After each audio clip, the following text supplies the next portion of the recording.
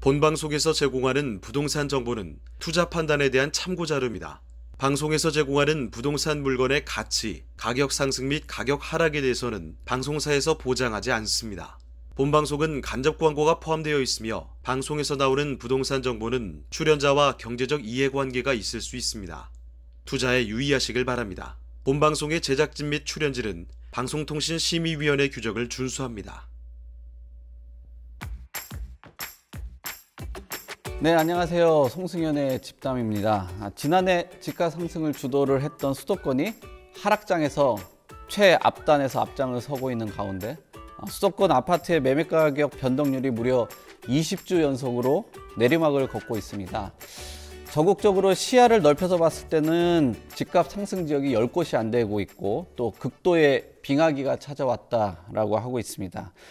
이렇게 험난한 시장을 잘 견디기 위해서 다양한 정보와 함께 얼어붙은 시장의 온기를 찾아볼 수 있는 부동산이 과연 어디에 있을지 오늘 이 시간 알아보도록 하겠습니다. 송승연의 집담 시작하겠습니다.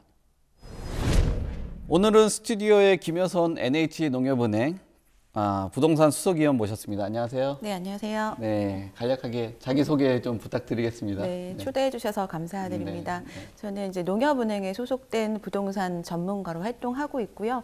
여러 가지 시장을 좀 분석을 하고 그걸 저희 고객들에게 실제로 상담도 해드리고 있고요. 이런 세미나나 언론 활동 같은 것들을 하고 있습니다. 네, 방송을 통해 가지고 많이 뵙기도 하고 또 저랑도 가끔 네. 방송도 출연도 같이 하면서 이야기도 하고 토론도 하고 있는데요.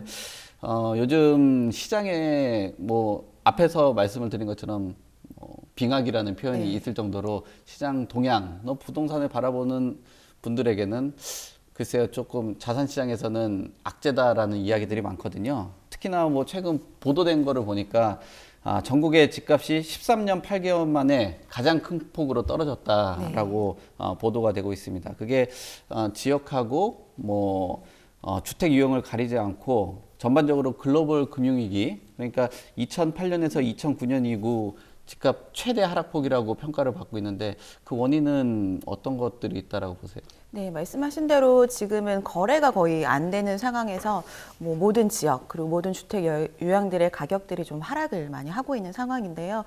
다들 얘기하시는 것처럼 가장 큰 원인은 금리 인상을 비롯한 거실 경제의 영향이 가장 큰 것 같습니다. 집값이 작년까지만 하더라도 사실 떨어질 줄 모르고 계속해서 급등하는 것이 굉장히 큰 사회적인 문제까지 될 정도로 이슈였는데 올해 들어서면서 금리 인상이 생각보다 더 가파르게 좀 급락을 하면서 주택 가격이 지금까지 충분히 좀 많이 올랐다라고 판단을 하기 때문에 지금이 최고점이라는 생각들로 이제 관망세를 좀 매수 입장에서는 하고 있는 상황이고요.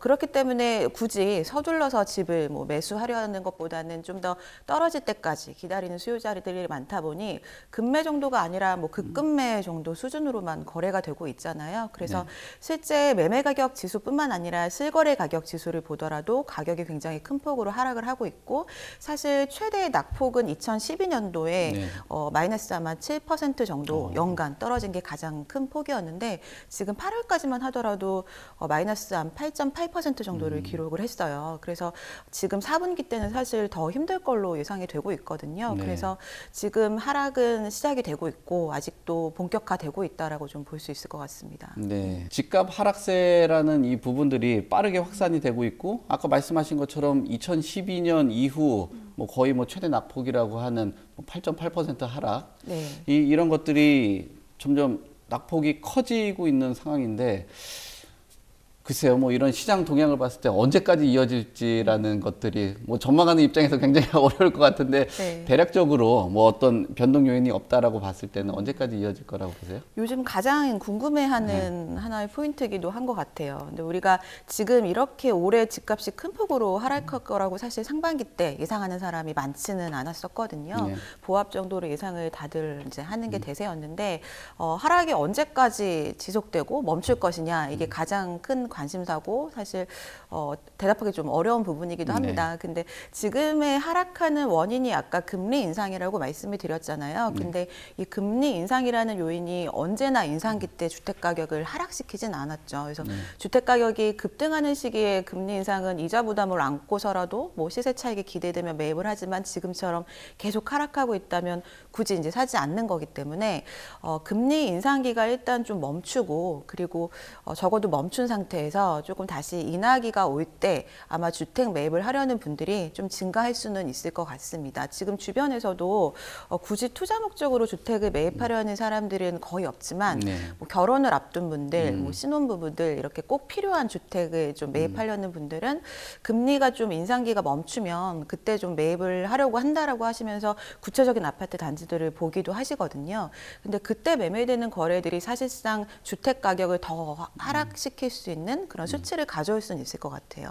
이미 좀 많이 떨어진 가격에서 이 매수 거래까지 좀 늘어나게 되면 그게 다시 매매 가격 지수에 이제 마이너스 요인으로 될 수는 있어서 금리 인상기가 사실 국내보다 이제 글로벌에서 보는 게 좀 더 비관적이더라고요. 뭐 인상을 하는 게 나쁜 요인이라고 이제 가정을 한다면 그래서 국내에서는 대부분 상반기 정도, 그러니까 내년 상반기 정도까지가 금리 인상기라고 보는 시각이 좀 더 많은 것 같은데 이제 미국이나 뭐 유럽에 있는 글로벌 금융 기업들과 좀 얘기를 해보면은 내년 1년 내내 오른다라는 말씀들 많이 하시고요. 미국의 한 이제 은행권에 근무하시는 전문가분은 굉장히 좀 충격적인 수치도 얘기를 하더라고요.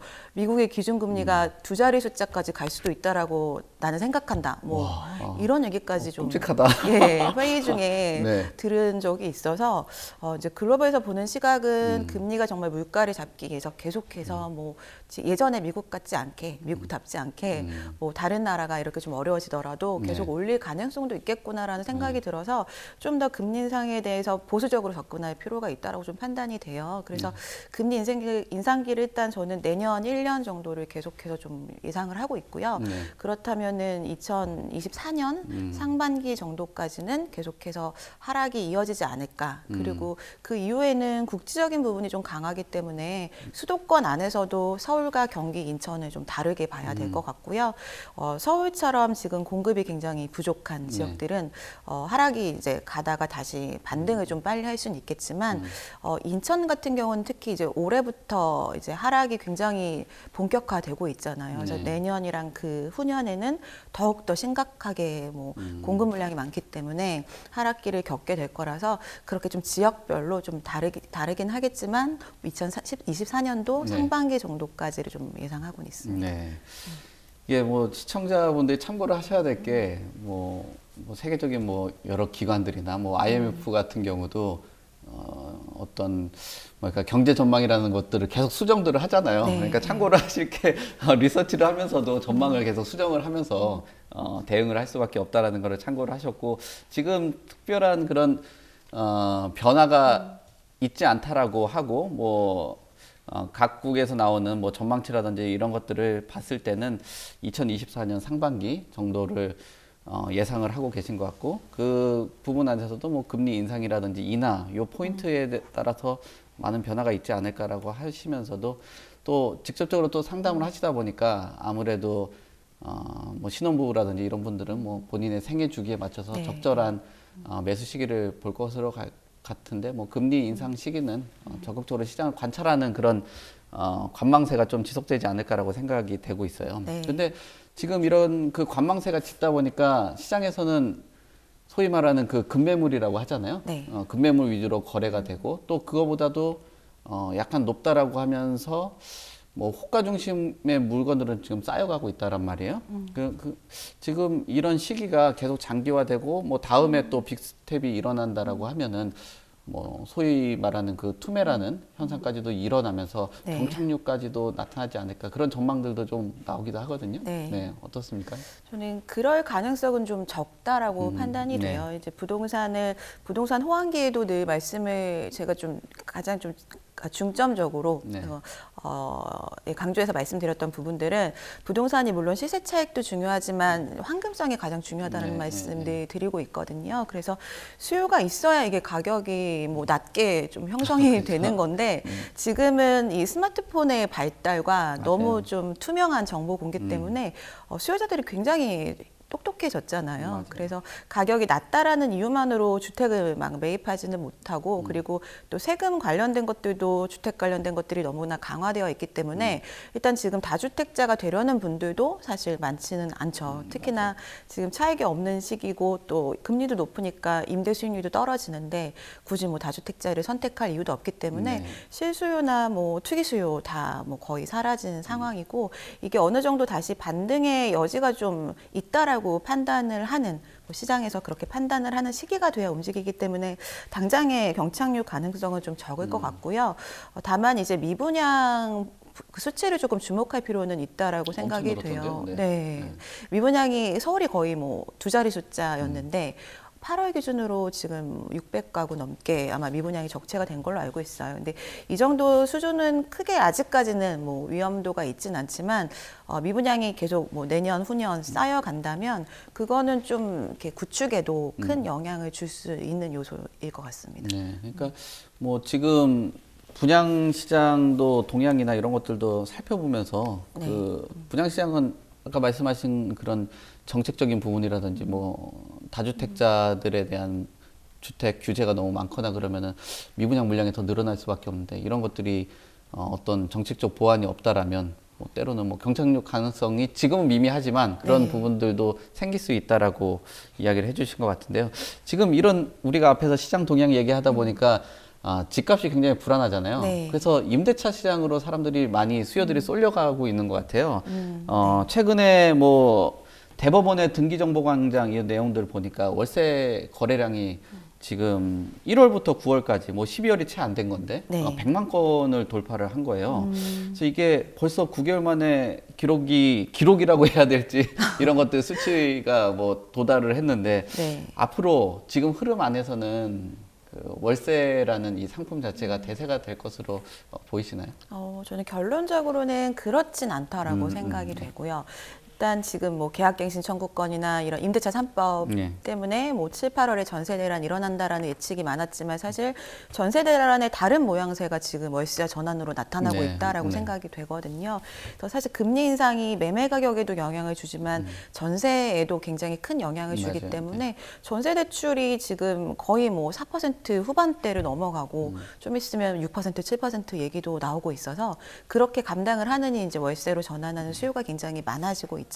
네. 그래서 지금은 금리 인상 때문에 월세와 전환이 많아졌지만 사실 부동산 하락기 때는 수익형 부동산이란 단어가 언론에 갑자기 많이 등장하기 맞아요. 시작하면서 월세 받는 부동산들 얘기 많이 하고 다시 오피스텔에 주목하고 이런 현상들이 나타나거든요. 그래서 과거를 보더라도 부동산 하락기 때는 월세화 얘기가 굉장히 많이 나옵니다. 그래서 전세 제도가 우리나라만 있는데 이제는 이제 월세 되는 거 아니냐 이런 얘기가 과거에도 2차례 정도 있었던 걸로 기억을 하고 있고요. 그래서 이건 다시 상승기 때가 되면은 다시 전세 쪽으로 많이 거래가 늘어날 걸로 예상이 됩니다. 왜냐하면 이제 상승기 때 이제 대출 제도도 지금 DSR이라는 제도가 네. 바뀌지 않는 제도거든요. 그래서 네. 금융권에서는 이제 차주의 그런 상한 능력을 보고 빌려주는 게 앞으로는 쭉 갈 건데 그렇게 되면 상승기 때 집을 사고 싶은 사람들이 살 수 있는 방법 중에 하나가 사실 전세 보증금을 활용해서 사는 거잖아요. 그래서 다시 아마 상승기 때가 되면은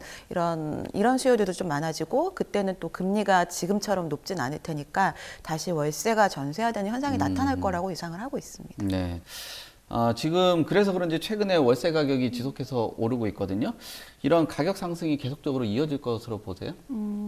네, 가격 상승이 당분간은 이어질 수밖에 없다라고 생각이 되고요. 크게 이제 두 가지 이유를 들 수 있는데 일단 금리 인상 부분이 집주인한테도 뭐 대출을 받았다라면 이게 부담이 될 수 있는 부분이고 그리고 세입자들의 입장에서도 전세 대출을 받아서 전세를 선택하느냐 아니면 월세를 선택하느냐인데 금리가 인상을 함으로써 이제 월세를 낼 수 있는 좀 이런 심리적인 능력도 조금 늘어날 수 있는 부분들이 있어서 월세 가격이 좀 늘어날 수 있고요. 그리고 지금 좀 아까 수익형 부동산 부동산 말씀드렸는데 네. 지금 임대 수익률이 굉장히 지금 낮게 형성이 되어 있잖아요. 특히 주택 같은 경우에는 상업용 부동산보다도 더 그렇게 좀 낮게 형성이 되어 있는데 이런 수익률이 좀 중요한 시기가 되면서 어차피 사액이 없을 거면 이제 수익률이라도 좀 높여야 된다라는 생각들이 있잖아요. 그리고 오피스텔의 월세 가격도 좀 높아지고 있는 상황이기 때문에 이런 아파트나 뭐 아파트를 포함한 주택에 대한 월세 상승도 굉장히 좀 당분간은 계속될 걸로 생각이 됩니다. 네. 그래서 그런지 이런 임차인들이 다 월세로 가서 그런지 전세가 지금 약세의 모습을 보이고 있어요. 그러니까 매매 가격하고 동반으로 지금 하락하고 있는 그런 모습이거든요. 이게 결국은 초반에서도 이야기한 것처럼 전세도 결국 이 금리라는 변수에 어떤 통제를 받고 있다 그렇게 봐야 될 것 같죠? 맞습니다. 금리의 영향 그리고 그 부동산 매매 가격이 떨어지니까 그거랑 같이 비례해서 전세 가격도 좀 떨어지고 있는 상황들이 계속 나타나고 있는 것 같아요. 네, 그렇군요. 그러면은 이게 지금 주택 가격이 불안하다 보니까 주택 공급 부분 아까 불안 요인으로 말씀을 하셨잖아요. 네.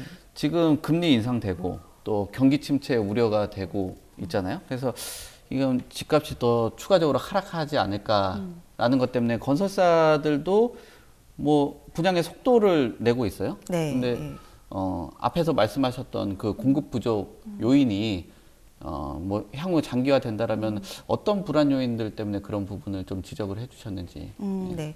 공급과 수요는 사실 부동산 가격에 영향을 미치는 가장 기본적인 요인이고 가장 중요한 거잖아요. 네. 그런데 지금 우리나라는 너무나 수도권으로 집중이 되어 있어서 지금 지방에 뭐 인구가 감소하고 있고 수도권은 오히려 인구는 줄지만 세대 수가 계속해서 늘어나는 현상들이 발생을 하고 있는데 그래서 주택 얘기, 특히 아파트 얘기를 할 때는 수도권에 집중할 수밖에 없는 것 같습니다. 사실 지방은 지금도 공급이 더 좀 많은 지역이 많은데 수도권 같은 경우에는 아직도 이제 신축에 대한 것들, 뭐 수요가 좀 더 많은 상황이기 때문에 특히 이제 수도권 중에서 서울의 공급 부족은 지금은 이제 금리 인상이나 거시 경제가 워낙 좀 좋지 않다 보니까 집값이 자연스럽게 하향 안정화를 하고 있는 건데 사실 이제 그것 때문에 좀 그 연착륙을 하고 있잖아요. 근데 정부 정책적으로는 지금 제도가 사실 그렇게 좀 빨리 보완을 하는 것보다는 지켜보고 있는 이런 방향성을 갖고 있기 때문에 공급이 지금 건설사에서는 굉장히 빠르게 하려고 노력을 하지만 사실 공급 역시 뭐 공사비 증가라거나 대외적인 요인 때문에 PF도 문제가 있더라고요. 네. 올해 뭐 거의 PF 안 나가기로 결정한 금융사들도 많잖아요. 그래서 이게 올해도 입주 물량이 적은데 뭐 내년이나 내후년 뭐 3, 4년 후까지도 계속해서 입주 물량이 적어지면은 서울은 다시 이게 금리나 거시 경제가 안정화되면은 주택 가격이 올라갈 수 있는 요인으로 남게 되고 그리고 반면에 인천 같은 경우를 좀 아까 언급을 했지만 인천이 입주 물량이 내년부터 굉장히 좀 많습니다. 뭐 송도나 청라같이 이런 신도시만 많이 언급이 됐었지만 구도심들 재개발이 내년에 대부분 입주를 하거든요. 그래서 뭐 검단이나 이런 지역들도 지금 언론에 많이 보도되고 있지만 내년도에는 뭐 이제 미추홀 쪽이나 이런 쪽에도 굉장히 입주 물량이 늘어나기 때문에 그것도 이제 전세 가격을 먼저 굉장히 하락시키고 매매 가격도 동반해서 하락시키는 요인이 될 수는 있어서 집값이라는 게 사실 갑자기 급등하는 것도 문제고 급락하는 것도 문제잖아요. 계속 좀 이렇게 안정화를 시켜야 되는데 그런 관점에서는 이런 공급이라는 요인이 어떤 지역에서는 부족해서 또 어떤 지역에서는 너무 과잉이라서 불안한 요인으로 남게 되는 부분들이 있는 것 같아요. 그래서 지금 뭐 가뭄 속의 그 단비라고 해야 되는지 뭐 어떻게 보는지 뭐 시각들이 다양하긴 한데 좀 한동안 논란이 많았었던 것이 이제 6개월 동안 공사가 공사가 좀 중단이 됐었던 뭐 이제 둔천주공 같은 경우가 17일부터 공사 재개를 다시 한 것으로 봐요. 근데 이게 조합원들은 뭐 아무래도 추가 분담금을 조금 더 줄이기 위해서 일반 분양가를 높이고 싶어 하는 부분도 있고 가격적인 부분의 통제에 대한 그런 한계도 있고 또 이게 가격이 좀 너무 높은 중도금 문제도 생기잖아요. 맞아요. 그래도 뭐 해결이 잘 되겠죠? 어떻습니까? 아직까지도 좀 불안한 요인들이 좀 많이 있는 것 같아요. 이게 공사비가 사실 인테리어 하시는 분들도 보니까 뭐 평당 1,000만 원 잡는 분들도 있으시더라고요. 엄청 올랐네요. 네. 보통 40% 정도는 평균 오른 것 같고 좀 이게 더 잘 지으려면 더 크게 뭐 올라갈 수밖에 없는 상황이라서 지금 이제 둔촌주공이 공사비가 증액됨으로써 한 가구당 거의 2억 가까이 그 부담이 늘어난다라고 들었어요. 그래서 네. 그게 당연히 일반 분양분에 영향을 줄 수는 있는데 사실 기존에 책정됐던 예상됐던 일반 분양가가 많이 저렴하긴 했잖아요. 네, 네. 그래서 말씀하신 대로 이게 늘어나게 되면은 이제 국민평형을 분양했을 때 9억 원 이상이 네. 되기 때문에 중도금 대출이 집단으로 안 되는 부분이 있을 수는 있겠지만 그렇다 하더라도 그 지역을 봤을 때 주변에 뭐 가격이 아무리 하락한다 하더라도 주변 시세에 비해서는 저렴하다고 판단이 되긴 하거든요. 그래서 지금도 이제 청약시장 또한 뭐 매매시장처럼 굉장히 양극화가 되고 있잖아요. 얼마 전 뭐 과천에 분양한 성적을 보면은 뭐 지금 이 시장과는 전혀 좀 괴리감이 느껴질 정도로 많이 몰리기도 하는데 둔촌주공 역시 입지가 좀 훌륭하기 때문에 일반 분양가가 얼마에 책정될지는 모르겠으나 그래도 분양은 좀 성공적으로 되지 않을까 조심스럽게 예상이 되고요. 그렇지만 아직까지도 공사비 증액에 대한 부분들은 좀 남아있긴 하고 지금 관리처분 이가를 올해 안에 내겠다는 목표로 하고는 있잖아요. 네. 근데 이게 좀 이게 일정이 생각처럼 진행이 잘 되면 뭐 잘 끝나겠지만 그렇지 않다라면 좀 불안한 요인은 남아있다라고 생각됩니다. 네. 지금 이 말씀하신 것처럼 우리 앞에서도 얘기한 것 같아요. 그 어떤 지역을 선택을 잘하는 데 있어서 뭐 생애 주기에 맞춰서 했을 때는 참 적정한 금액에 이 정도 단지면은 뭐 자녀들이라든지 신혼부부들한테 정말 좋은 건데 가격이라는 게 요즘 금리가 하도 오르고 있어서 부담스러운 것 같기는 해요. 네.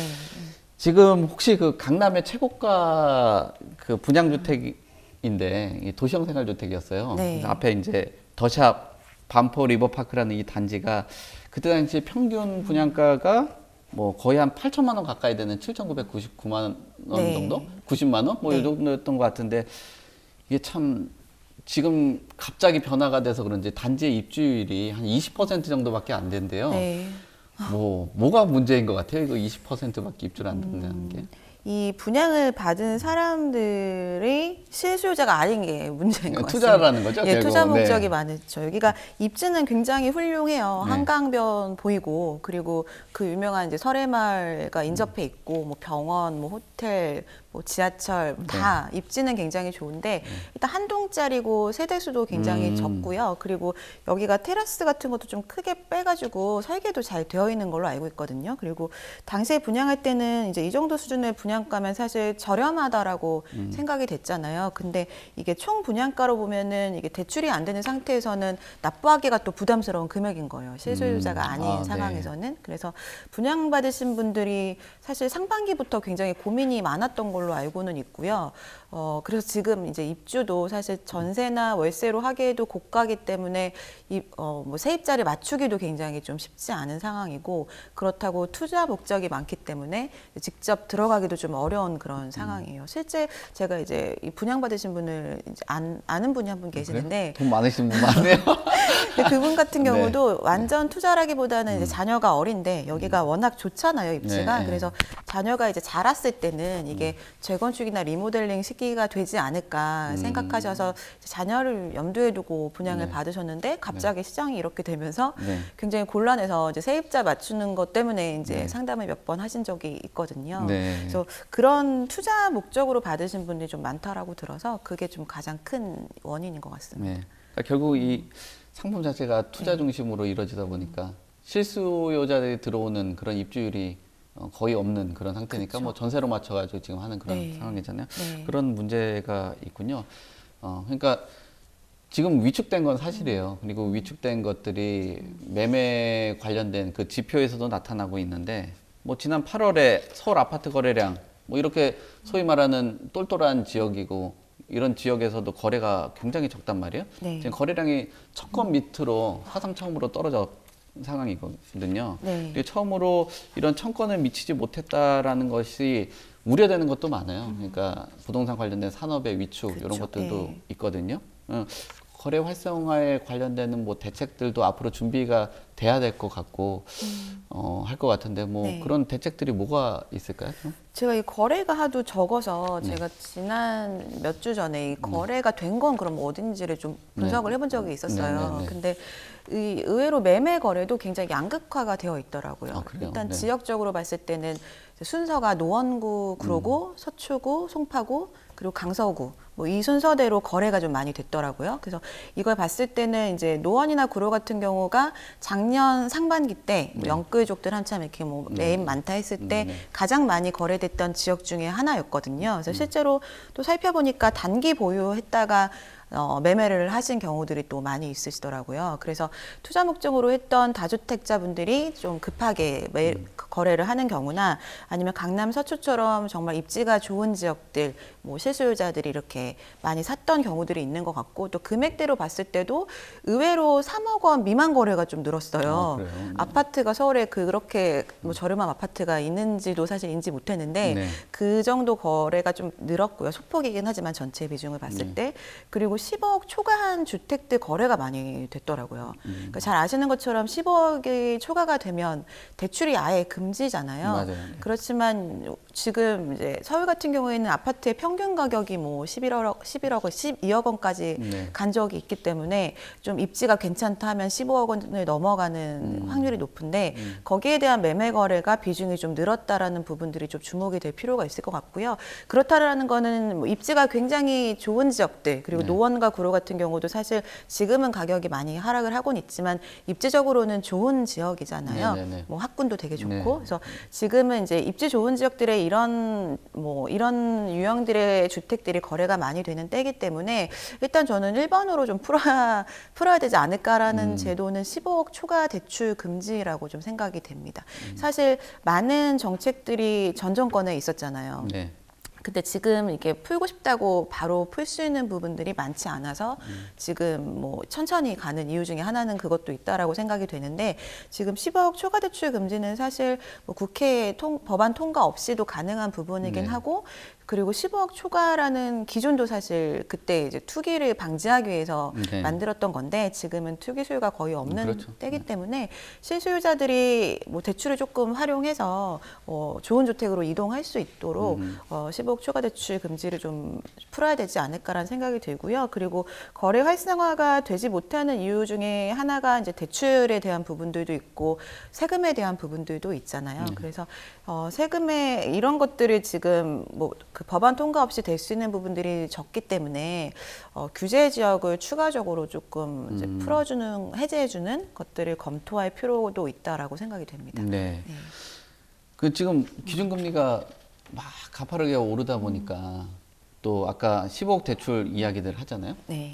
그러다 보니까 지금 뭐 가계 대출 같은 경우는 줄어들기는 하고는 있어요. 근데 일각에서는 이런 얘기들도 있거든요. 지금 뭐 거래 활성화를 위해서 뭐 이제 총부채 분리금 그 원리금 상환 DSR도 풀어야 되는 거 아니냐라는 의견들도 나오고 있는데 어떻게 보십니까? 이걸 조금 유효하게 가지고 가야 될지 아니면은 조금 풀어줘야 되는 그런 제도인지 뭐 어떤 의견이세요? 저는 DSR 제도 자체는 찬성하는 입장입니다. 네, 일단 가계부채가 최근에 너무 많이 늘어난 거는 네, 사실이고요. 이게 사실 또 우리 국내 경제에 어느 순간 굉장히 큰 영향을 줄 수 있는 리스크가 굉장히 크다라고 생각이 되고 차주의 입장에서도 상환할 수 있는 범위 정도의 적정한 부채 비중을 좀 가져갈 수 있도록 DS라는 제도 자체를 가져가는 거는 바람직하다라고 생각이 되고요. 그렇지만 이게 지금 40%라는 이 부채 안에 지금 주택담보대출도 들어있고 뭐 신용대출이나 제2금융권, 3금융권 이런 게 다 포함이 되는 거잖아요. 자동차 대출 모든 것들이. 근데 사실 주택이라는 거는 담보가 굉장히 좀 보증이 된 것 중에 하나잖아요. 맞아요. 지금처럼 주택 가격이 하락하면 위험도는 있긴 하지만 그래도 담보에 대한 신용이 가장 높은 자산 중에 하나인데 이 모든 부채가 똑같은 비중으로 이렇게 좀 평가를 받는 게 맞는 건가라는 의문은 있긴 하거든요. 그래서 쉽진 않겠지만 이 부채에 대한 좀 신용도를 책정을 해서 이 40% 안에 좀 이렇게 넣어줄 수 있는 비중들을 조정하면은 뭐 가장 좀 좋은 정책이 되지 않을까라는 생각이 들더라고요. 네. 지금 경착륙 우려가 좀 있어서 그런데 뭐 영착륙을 좀 위해서 추가 대책에 대한 기대감들이 사실 시장에 좀 있긴 하거든요. 아까 말씀하신 그 금융에 대해서 뭐 네. 대출 한도선이 15억을 좀 풀어야 된다라는 그런 의견도 좀 주셨던 것 같고 또 규제 지역을 해제를 하다 보면은 그 안에 각종 관련된 뭐 금융적인 부분, 세금적인 부분, 또 거래에 대한 부분 이게 전체적으로 풀리다 보니까 긍정적으로 볼 수 있는데 또 한편으로는 그 용적률 상향이나 뭐 민간 활성화를 위해서 그런 부분들도 얘기를 하고 있는데 뭐 용적률 상향 이런 것도 어떤 시장 연착륙에 좀 도움이 될 거라고 보시는가요? 용적률 상향도 예, 그 공급이라던가 아니면 네. 수요에 영향을 줄 수 있는 부분이라 긍정적으로 될 수 있을 것 같고요. 그리고 그거 외에도 사실 용도 지역이라는 제도 자체도 사실 일본이나 이런 데들을 이제 따라서 만든 법안이잖아요. 네, 그리고 네. 그것 때문에 빠르게 이렇게 도시화를 시킬 수는 있었지만 지금 와서 보니까 이게 또 도시가 너무 다 똑같고 이런 네. 거에 대한 부정적인 요인들이 요즘에 많이 얘기를 하고 있어서 지금 이제 서울이나 수도권 같이 도시화가 된 지역들은 이미 도시의 어떤 형태가 만들어져 있잖아요. 네. 그래서 이게 장점이긴 하지만 또 단점으로 갈 수도 있는 부분이라 한 상권의 특색에 따라서 용적률을 좀 이렇게 바꿔주고 뭐 높이는 부분이 있으면 낮추는 부분이 있고 이런 식으로 좀 다양하게 가져가는 용도 지역을 조금 변경하는 부분들도 좋은 이제 방향성이라고 생각이 됩니다. 네. 그 말씀하신 거 참 그 재밌는 의견이에요. 그 결국은 도시의 그 변화에 맞춰 가지고 어떤 뭐 제도도 조금 보완도 할 필요가 있고 또 뭐 우리나라 같은 경우는 뭐 다른 데랑 좀 다르게 용적률을 좀 거래를 할 수 있는 이런 제도 같은 경우도 좀 만들면 어떤 경관이라든지 이런 것들 때문에 활용을 못하는 것들도 뭐 자산을 좀 막고 있는 그런 거잖아요. 맞습니다. 그런 것들도 좀 고민도 해보는 것도 괜찮지 않을까. 네. 그리고 네. 어떤 도시계획 한 교수님이 예전부터 네. 저서에 이렇게 많이 언급하셨던 게 시루떡보다 무지개떡이라는 말씀 많이 하시거든요. 네. 그러니까 우리나라 아파트가 너무 다 똑같고 이런 부분들을 지적을 하신 건데 용적률 플러스 이제 그 건물의 뭐 용도라던가 아파트도 여러 가지 층마다 좀 다양성을 네. 가져가면은 전체적으로도 굉장히 좀 좋지 않을까 생각이 그렇죠. 듭니다. 미관도 좋아지고. 네. 네, 그렇습니다. 예. 자, 이제 뭐 조금씩 슬슬 정리를 좀 해봐야 될 것 같은데 전체적으로 이렇게 내용들을 훑어봤어요. 훑어보고 시장이라든지 뭐 정책적인 그 방향성이라든지 임대 시장도 봤는데 또 뭐 시청하시는 분들이 뭐 투자에 좀 어느 지역들 뭐 이런 것들도 좀 관심이 있거든요. 네. 그러니까 뭐 어떤 특정 지역을 언급해 주셔도 좋고 아니면 뭐 포괄적으로 이야기를 해 주셔도 좋을 것 같은데 지금 이런 리스크가 있는 시장 안에서 네. 뭐 어떤 추천이라든지 좀 그래도 이 지역은 유심히 봐라라고 하는 뭐 지역이나 상품이 있으면 좀 말씀 주시면 좋을 것 같아요. 네. 지금은 빅스텝 시기에 네. 매입을 하는 거는 사실 추천하기는 좀 어렵죠. 이게 지금 상태에서는 실수요든 사실 투기 수요든 매입을 저렴하게 하는 게 가장 중요하니까 개인의 네, 입장에서는 지금 당장 매입을 하라는 말씀을 드리는 건 아니고요. 어쨌든 이제 추천을 좀 하는 지역을 좀 말씀드리면 일단 지금은 청약 시장이든 뭐 매매 시장이든 옥석 가리기 해야 된다라는 맞아요. 네. 말씀 많이 하시잖아요. 옥석이 뭔지를 좀 생각해 보시면 좋을 것 같아요. 네, 그러니까 작년까지처럼 부동산이 계속 모든 게 다 올라갔던 네. 시기에는 사실 아무거나 사도 되는데 주식과 차이점이 아무거나 샀다가 네. 지금처럼 하락기에 팔기가 너무 그렇죠. 어렵기 때문에 유동성이 가장 크죠. 네, 그래서 부동산은 매입할 때 정말 신중하셔야 되는데 부동산에서의 옥석은 입지잖아요. 네. 입지. 그러니까 이 서울이라는 땅에 아무것도 없고 주택이 아무것도 없고 그냥 인프라만 남아 있다고 생각했을 때 가장 살기 좋은 곳이 어딜지를 좀 생각해 보시면 좋을 것 같아요. 그리고 지금 세대가 분리된다라는 게 뭐 세대 구성원이 많이 다양화되는 부분들이 있는데 아파트 지금 얘기를 대부분 하고 있으니까 아파트에 살고 싶어 하시는 그런 세대 구성원은 대부분 가정에 다니거든요. 뭐 예전처럼 부모님이 있고 아이가 있고 이런 다니기 때문에 당연히 이제 뭐 이렇게 교통 좋고 그리고 학군에 대한 부분을 감안하시고 가셔야 될 것 같고요.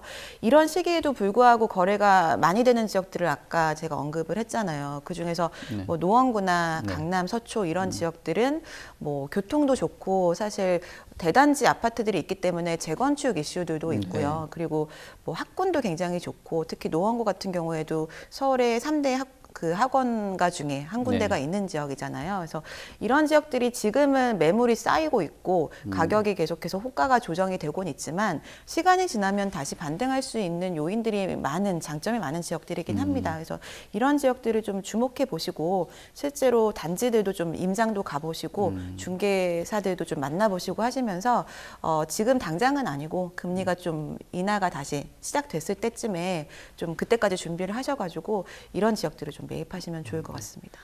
우리나라 예전에 그 맹모 삼천지교라고 있잖아요. 그거 네. 모르면은 부동산 투자를 하지 말라고 할 정도로 네. 그만큼 교육이 중요한 요소로 보는 것 같고 또 역시나 뭐 어쨌든 주거 상품을 선택하라고 말씀을 주신 것 같은데 주거 상품이라는 건 결국 주변에 그 어메니티가 얼마나 잘 갖춰져 있냐가 또 집값하고 연동이 되는 네, 거잖아요. 예. 그런 부분에서는 뭐 여러 지역들 아까 언급해 주신 지역들 잘 참고를 해보시면 좋을 것 같아요. 주택 외에도 말씀드려도 되면 네. 저는 지금은 토지.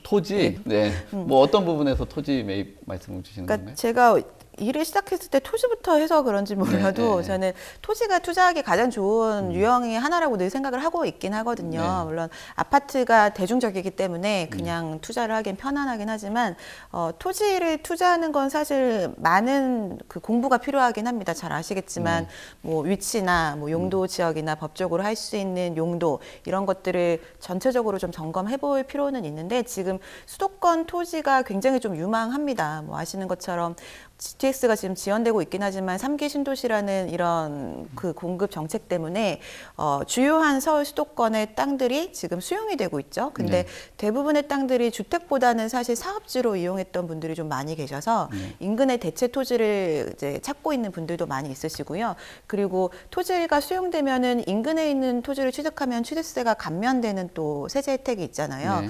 그렇기 때문에 수도권에 대한 토지 수요가 늘어나고 있는 부분 그리고 최근에 이제 우리가 코로나를 겪으면서 이제 배달이 좀 더 활성화가 네네. 되고 택배 같은 것들이 네. 더 많아졌잖아요. 네. 그래서 그런 물류 창고라던가 뭐 창고 수요 때문에 찾는 그런 수요자들이 굉장히 많이 있어서 수도권 토지가 귀하기도 하고 그리고 그 수요가 지금 공급보다 많은 상태이긴 합니다. 근데 그런 지역들 이제 좀 매입하실 수 있는 정도 수준 단위로 매입을 하셔서 토지를 좀 쉽지 않은 일이긴 하지만 좀 형질 변경이라던가 뭐 개발을 좀 일부 하시면 그것만으로도 가치가 굉장히 높아져서 이제 시세 차익이 굉장히 보장이 되거든요. 그래서 토지를 좀 괜찮은데 찾으셔서 매입을 하셔서 활용하시는 것도 굉장히 추천을 드리고 그리고 작년까지가 신축이 좀 대세였다면 지금은 약간은 신축보다는 재정비 쪽이잖아요. 맞아요. 네. 그래서 토지뿐만 아니라 뭐 서울 수도권 인근에 노후화된 뭐 건물들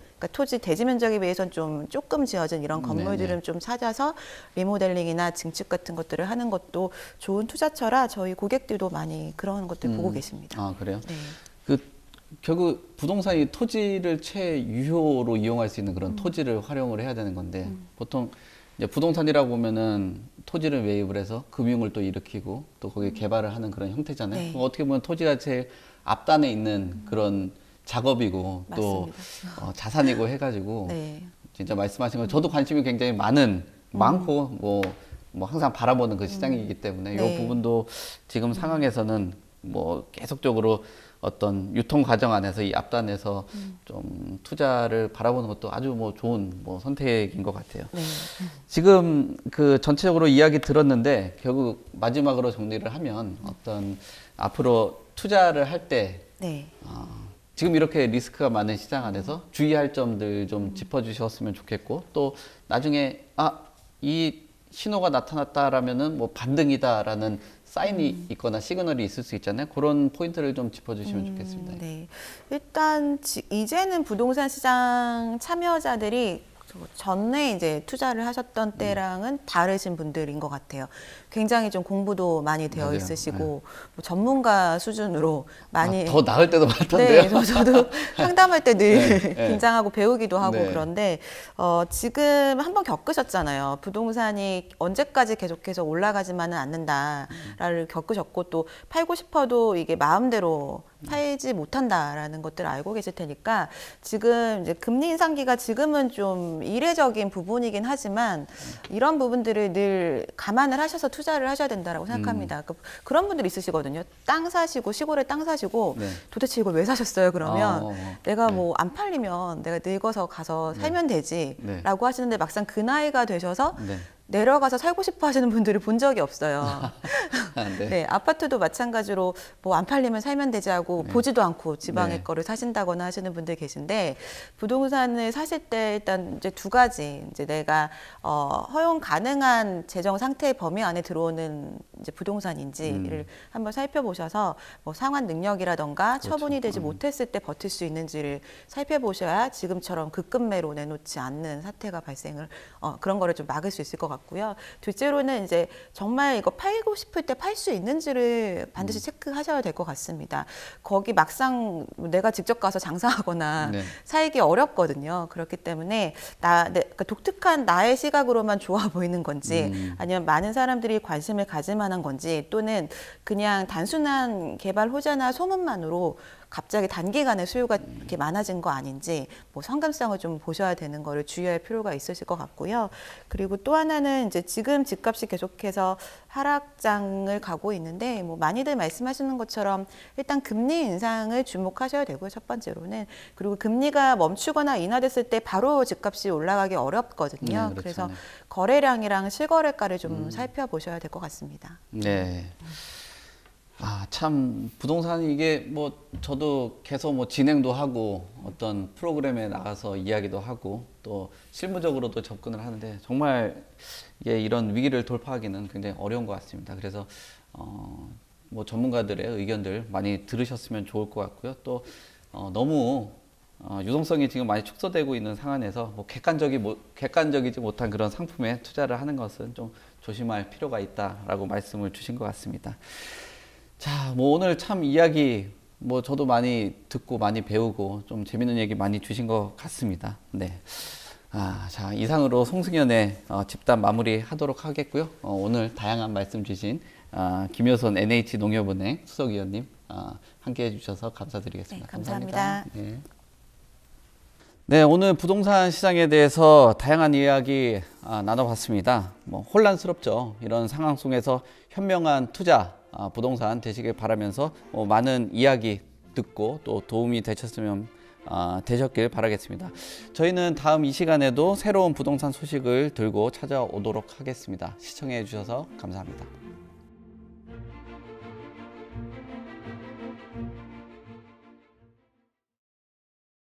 본 방송에서 제공하는 부동산 정보는 투자 판단에 대한 참고 자료입니다. 방송에서 제공하는 부동산 물건의 가치, 가격 상승 및 가격 하락에 대해서는 방송사에서 보장하지 않습니다. 본 방송은 간접 광고가 포함되어 있으며 방송에서 나오는 부동산 정보는 출연자와 경제적 이해관계가 있을 수 있습니다. 투자에 유의하시길 바랍니다. 본 방송의 제작진 및 출연진은 방송통신심의위원회 규정을 준수합니다.